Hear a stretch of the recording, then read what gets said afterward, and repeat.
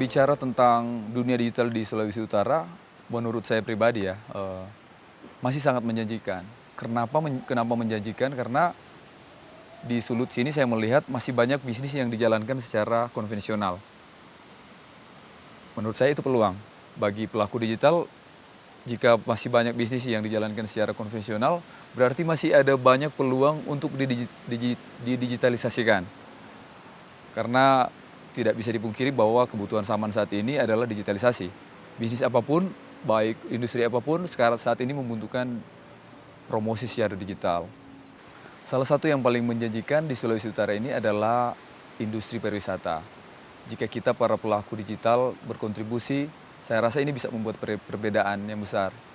Ditambah support pemerintah yang sangat besar di industri ini, saya rasa untuk kedepannya industri ini akan menjadi ladang baru buat para pelaku digital.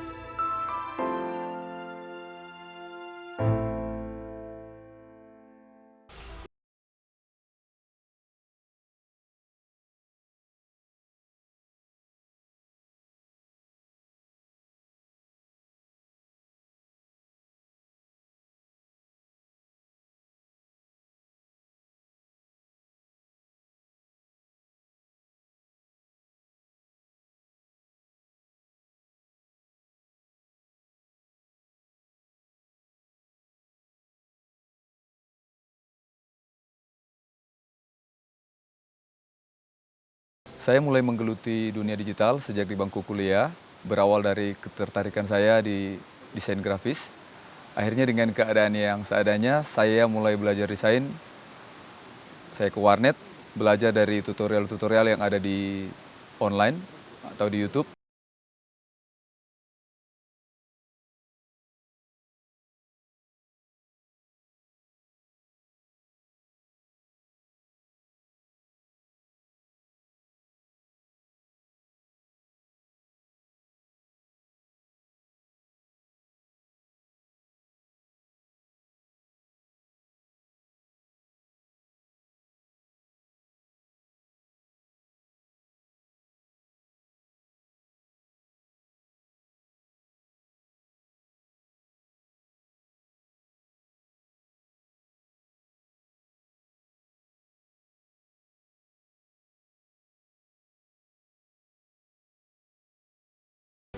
Berselang 2 tahun saat magang kuliah, saya diterima sebagai desain grafis. Dan itu berlanjut saat saya memasuki dunia pekerjaan. Saya juga bekerja sebagai desain grafis meskipun itu bukan latar belakang pendidikan.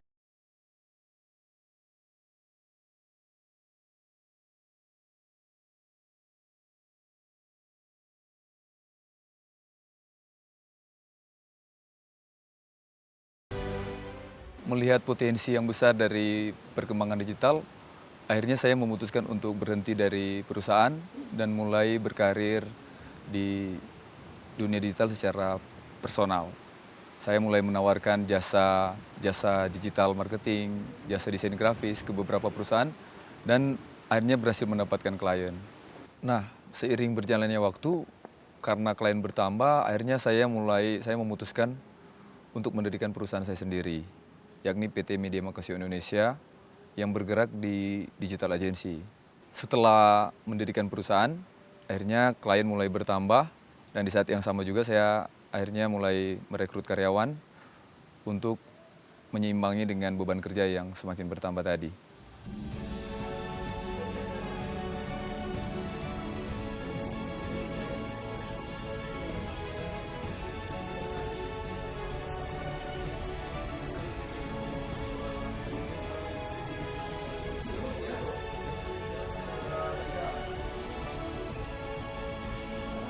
Tantangannya sekarang di dunia digital service yang saya lakoni adalah bagaimana menjaga ekspektasi dari klien. Setiap hari kami berhubungan dengan klien, jadi tugas kami adalah bagaimana mendeliver apa yang mereka harapkan. Belum lagi tantangan di internal perusahaan, bagaimana mengurus finansial agar keuangan tetap stabil, bagaimana mengurus manajemen perusahaan, operasionalnya, serta bagaimana mengurus SDM paling penting. Bagaimana kita menjaga, mengembangkan SDM ini agar bukan terjadi sekedar hubungan transaksional dengan karyawan, tapi menjadi hubungan yang bermakna lah. Karena mereka juga mencari nafkah dari perusahaan yang saya dirikan. Begitupun saya dalam hal mendeliver, mengerjakan pekerjaan-pekerjaan yang saya dapatkan, tentunya tidak lepas dari peran para karyawan.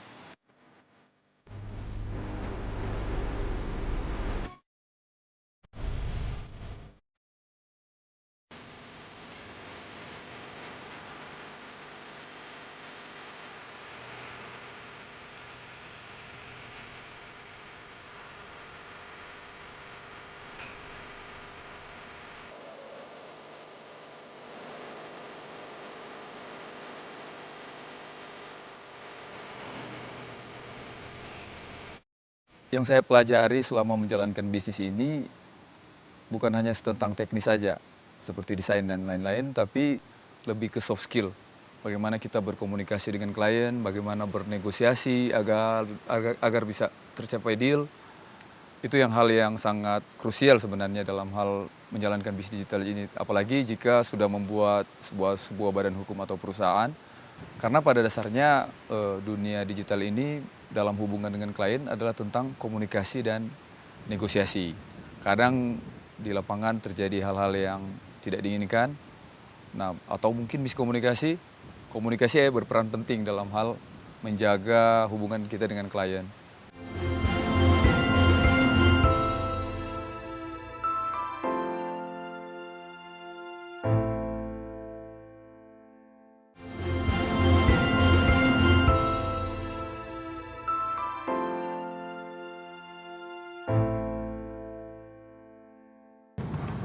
Oke, teman-teman, jadi hal yang penting orang mesti garis bawahi. Jadi berdasarkan review pekerjaan minggu lalu, kayaknya orang mesti perhatikan lagi soal kualitas. Jadi ada beberapa feedback dari klien soal grafis dan soal konsep content writingnya itu mesti tambah di push lagi. Kalau boleh kualitas itu tetap dijaga. Jadi orang mesti perketat setiap minggu. Kualitas itu jangan keluar dari konsep sebelumnya. Yang sudah Pro Daniel atur sedemikian rupa kan 1 bulan lalu kan orang set konsepnya, jangan sampai melenceng lah dari kualitas. Itu gimana, Bro? Cuma memang ada beberapa klien masih agak terbengkalai di konten. Mungkin karena orang agak terus bulan terakhir ini ada tambah klien baru. Bagaimana itu, Andrew?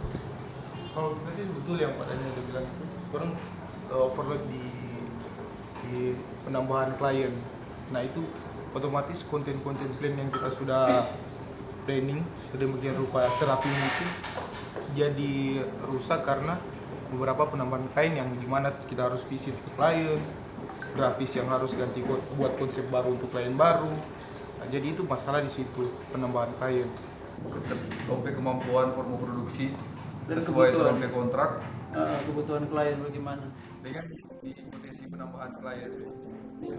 Apalagi ini mau tahun baru toh. Nah, tahun baru itu biasanya akhir tahun. Itu situ. Jadi perketat di apa aja kebutuhan klien. Sama ini jangan lupa Kita lihat fakta aja pada dari harusnya mana PJKP.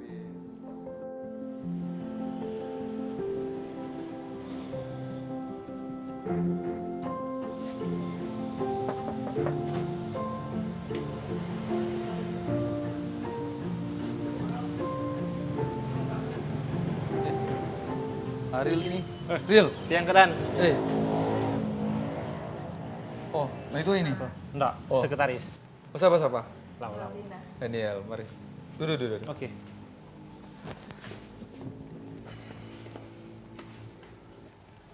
Real, apa kabar? Aman. Kadang Sehat. Kak, kita kok ada buka kafe.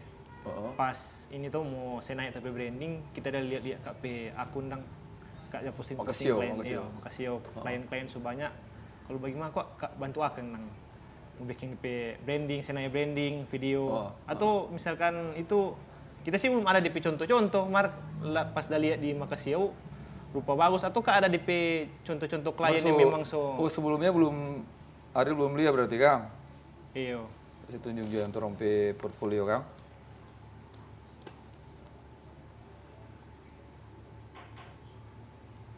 Nah, orang memang sih kalau tergantung Ariel P Cafe ada view atau cuman cafe di mana ini di lokasi? Di dekat kampus kalau lokasi kafe. Oh, memang berarti di pasar mahasiswa Kang. Iya, mahasiswa. Berarti cuman rumah begitu jadi kafe begitu. Rumah. Atau memang udah bikin daruko? Enggak sih, old dan rumah-rumah. Ada view enggak? Ada view? Enggak ada, kan cuma di kampus. Nah, kalau enggak ada view sih paling orang cuma mau fokus PDP itu, no? Kalau orang mau bantu, dia makasih mau bantu. Pasti fokus di produk, Ariel PP menu.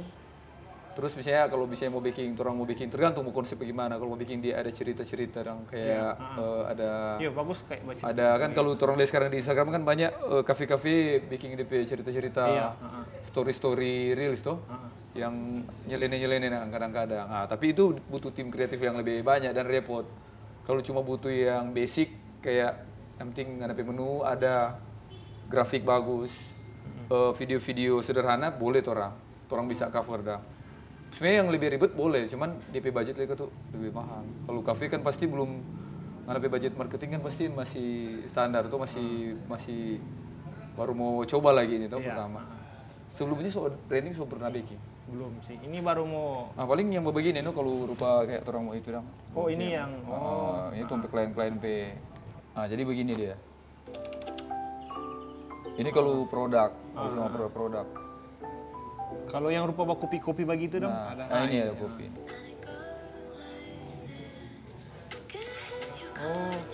Boleh Ini kok ada tompe editor yang bikin, jago dia.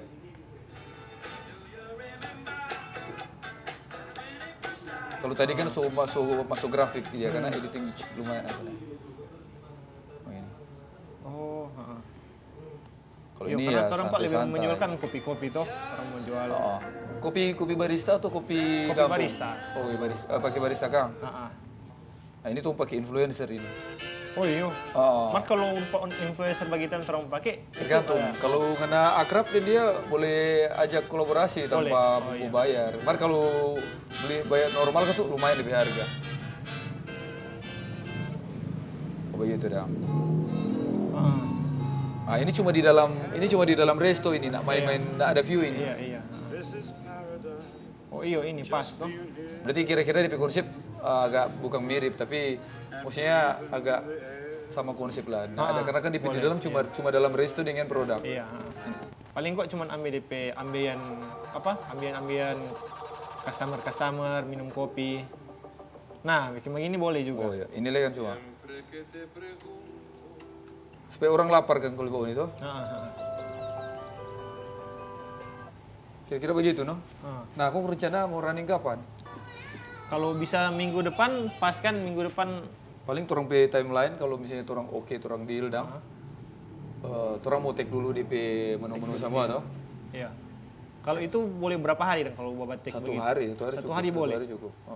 Satu hari boleh. Itu settle semua tuh, resto soba jalan. Kafe soba jalan. Soba jalan. Oh ya sudah. Cuman kan mau naik branding tuh, jadi Oh ya sudah. cuma foto-foto biasa kan. Nanti tong baku kabar tuh kapan tong pe mulai jadwal dulu yang tepi apa operasional. Iya. Kapan orang boleh, orang janjian atur waktu pi batik. Jadi so deal berarti orang ini Kang. Deal. Mantap kalau begitu. Cair.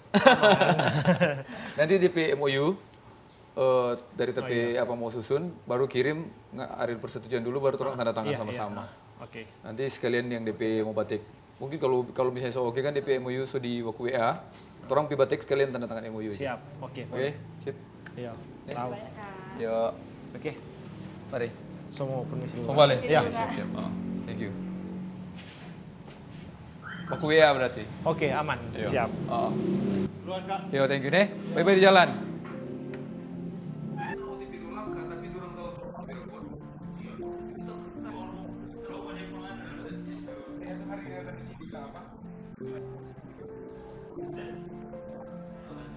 Ya,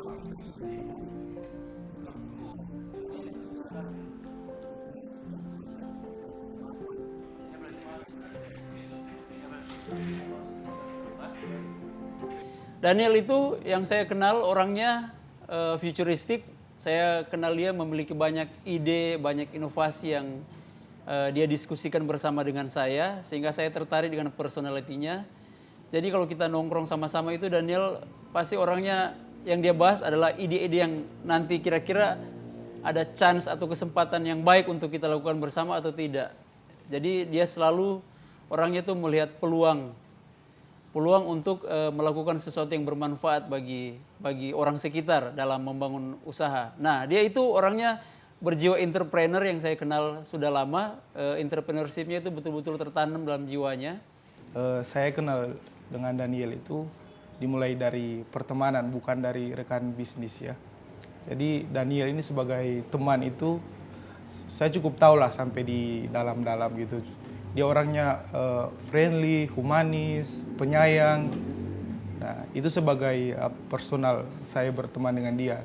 Nah, saya tergerak untuk menjadi rekan bisnis dia itu 2 tahun kemarin. Kenapa saya tergerak mau bergabung dengan Daniel? Itu karena dia orangnya penuh dengan ide. Dia sangat liar dengan ide-idenya, yang mana saya sangat ingin untuk bergabung untuk membangun gurita bisnis digital di Manado. Dan saya yakin dengan Daniel, perusahaan Makasio Media ini akan sangat besar nanti. Jadi kepada para teman-teman pelaku digital di Sulawesi Utara yang baru mau mulai atau yang sedang menjalankan, jangan takut untuk terus berkarya, jangan takut memulai sesuatu yang baru. Karena memang sesuatu yang baru tidak mudah. Tapi jika kita lakukan secara konsisten, pasti akan membuahkan hasil.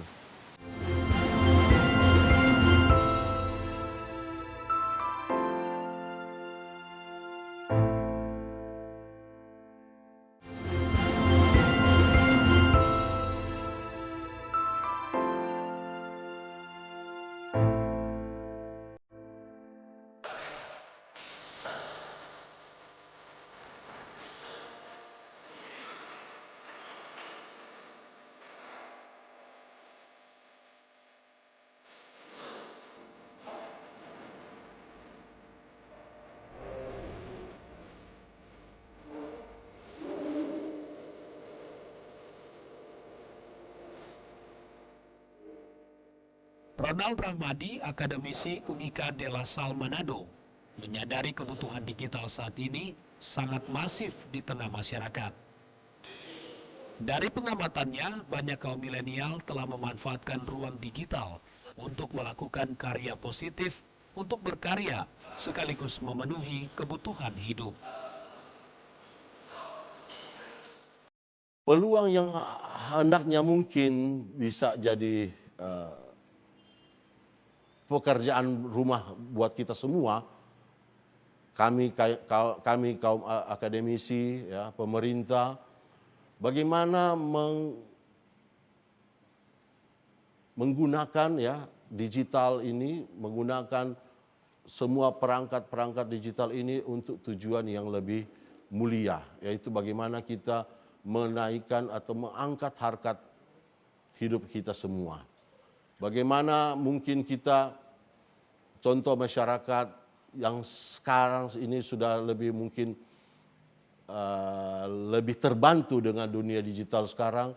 Nah, peluang-peluang yang ini mungkin juga bisa menjadi semangat bagi pemerintah untuk meningkatkan bagaimana peran serta UMKM khususnya, misalkan UMKM dan sebagainya, pemberdayaan masyarakat-masyarakat di lingkungan-lingkungan yang ada di desa-desa dan di wilayah-wilayah, untuk bagaimana mereka mengupayakan atau memberdayakan diri mereka dengan terbantu dengan kemajuan digital yang ada. Tentunya masyarakat harus lebih bijak dalam memakai peralatan digital, khususnya gadget, yang saat ini sudah memenuhi ruang hidup masyarakat, agar terhindar dari masalah hukum berkaitan dengan pemakaian peralatan digital.